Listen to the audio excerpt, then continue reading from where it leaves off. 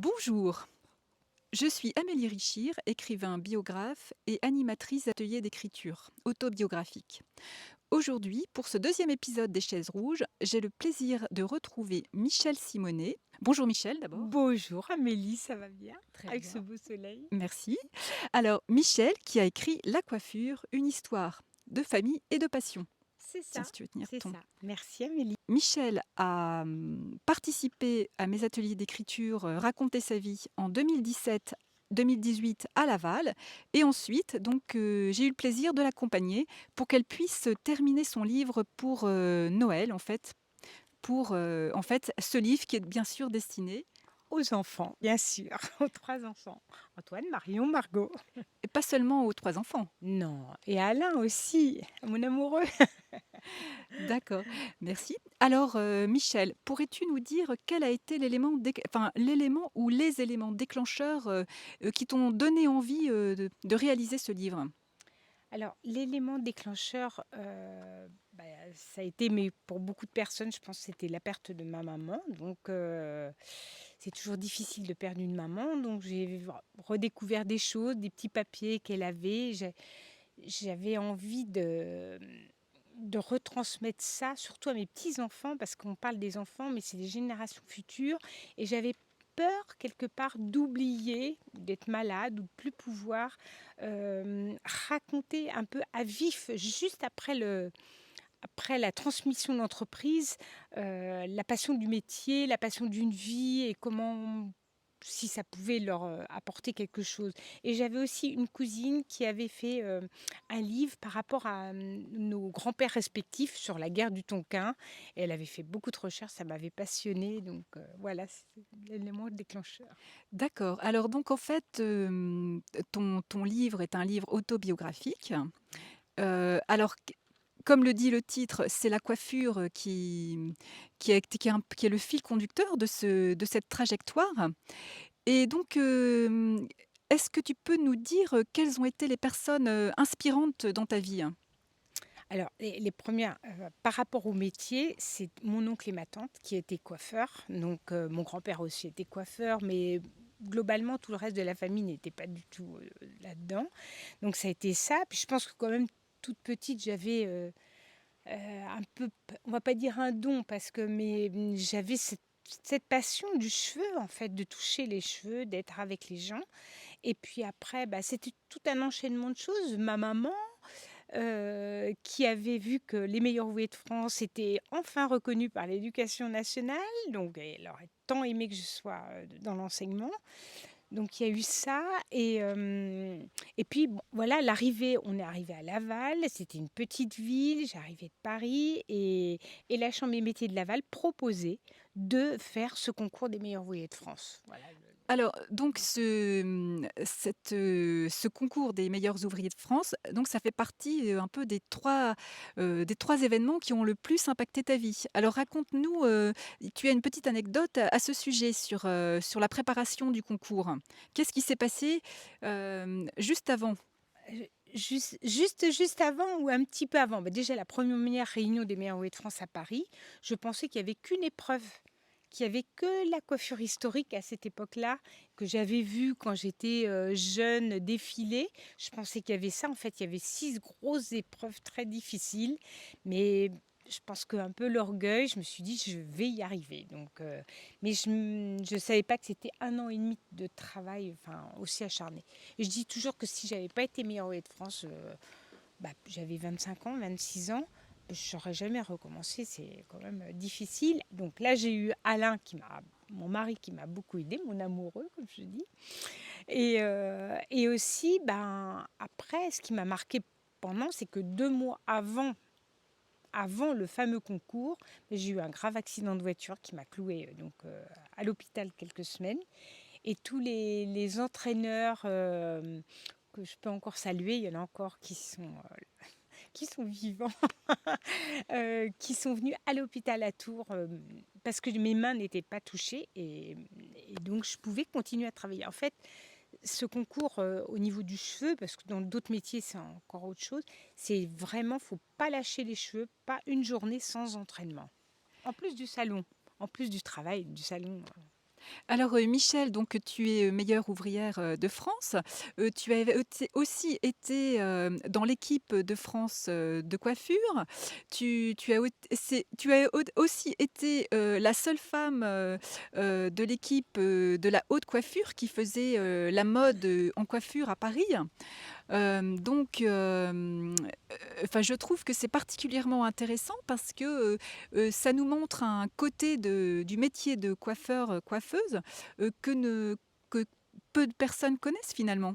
Oui, c'est sûr. Alors, j'ai pas été la seule femme. À l'époque où j'ai fait Oui, partie de oui, ce oui. comité de création, on était 13 et je Oui, tu sais, étais la seule femme quand pendant même. plusieurs années, j'étais la seule Oui. femme. Il y avait eu une femme avant, une ou deux femmes avant. Et je crois qu'en ce moment, il y a beaucoup de nouveau des hommes. Mais bon, rien n'est jamais acquis, hein, donc. D'accord. Alors, et puis alors donc, Michel, maintenant ton propre fils, est devenu coiffeur et puis c'est vrai ce qu'on n'a pas dit, c'est que ton mari, ton amoureux est lui aussi coiffeur? Oui, oui, Alain est coiffeur. C'est vrai que s'il n'avait pas été là, je pense que j'aurais peut-être même pas réussi à être meilleure rouée de France, à tout pouvoir faire quand on est pur artistique. Il faut aussi, être managé et Alain s'est vraiment occupé de cette partie de management et c'était super, c'est super. Alors pour, on va revenir, au livre, qu'est-ce qui t'a permis comment dire? D'aboutir à ce projet d'écriture? Alors, bah, j'ai eu après le décès de ma maman, j'ai entendu parler des ateliers d'écriture. C'est pas du tout pour flatter, Amélie, hein, pas du tout. Mais en fait, j'avais envie d'apprendre à rédiger. Bah, comme souvent, bah, quand on commence le métier à 16 ans, j'ai pas eu beaucoup malgré tout, de suffisamment de bases scolaires pour pouvoir rédiger un texte. Et je l'avais pas dit quand, j'allais aux ateliers, je ne l'avais pas dit mon projet, mais à chaque, exercice, je pensais un petit peu au livre. Donc je m'en suis quand même beaucoup resservie quand, j'ai écrit le livre. D'accord et alors quelles difficultés tu as, rencontrées, hein? Alors, bah, pour ma génération, je suis de 1955, bah, ça m'a beaucoup apporté au niveau de l'informatique parce que c'est vrai que l'informatique, on me l'avait dit, mais si on ne s'y met pas, on deviendra les analphabètes de demain. Là, ça s'est révélé. Franchement, bah, j'ai eu Hugo aussi qui m'a aidé pour l'informatique. Non, là, pour moi, hein, ça a été la principale difficulté.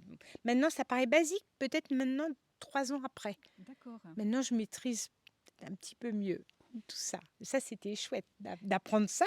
C'était super. D'accord. Alors, en réalisant ce livre, est-ce que ça t'a appris quelque chose sur toi ou sur la vie? Alors sur la vie, bah, un peu comme tout le monde, ça passe vite, mais qu'il faut vraiment aller au bout de ses passions. Je sais pas si maintenant, là, ça va faire 5 ans maintenant le livre, je sais pas si maintenant j'aurais envie De le refaire. de le refaire, parce que j'étais encore sous la passion, Oui. même si, je travaille de nouveau, mais heu, oui, j'avais vraiment envie à ce moment-là, j'avais du temps, Oui. j'avais, Oui, tu avais envie de transmettre ton histoire, ta vraiment, passion vraiment, vraiment. et à Et tes peur enfants. d'oublier, en fait. Vraiment peur d'oublier et pas pouvoir le retransmettre aussi bien que je pense l'avoir fait là, À chaud. à À chaud chaud dans le finalement. livre. Je pense que ça D'accord. sent les gens qui m'en ont reparlé après m'ont dit: Oui, «Mais on a voilà, oui. on a envie tous de faire la coiffure». Alors, Michel, donc tu as, donc tu donnes l'envie de devenir coiffeuse, c'est bien, aux Ouais. gens et alors pour, faire ce livre, tu as choisi donc un l'auto-édition. Oui, j'ai choisi édition, Scripta, j'ai eu aucun souci. Quand il faut, j'en réédite parce que j'en ai réédité Alors quelques-uns. justement, combien d'exemplaires as-tu, fait imprimer? Alors, de mémoire, alors c'est pas Guillaume Musso, hein, du tout. Je crois que ça a dû démarrer à 200 et régulièrement, j'en refais faire une dizaine, voilà. Et alors, est-ce qu'il te reste des exemplaires, Plus du tout, plus du tout. aucun Non, exemplaire? non. Là, D'accord. justement, Ah faut que je oui, m'en occupe, d'accord. faut que je m'en occupe. Donc, si jamais, une personne qui nous écoute a envie d'acheter ton livre, elle s'adresse, Me à heu, moi ou enfin ou après je oui, peux à le toi ou d'accord. Je pense que je peux toujours demander à la librairie et me lire qui m'a gentiment fait une place pour la dédicace et on a passé une super soirée. La soirée dédicace, Alors, je c'est précise, la super. librairie Aime lire de À Laval. Laval. Oui, pardon.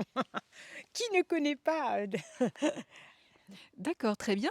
Et alors, pour terminer, quel conseil tu pourrais donner, à quelqu'un qui a envie de raconter sa vie?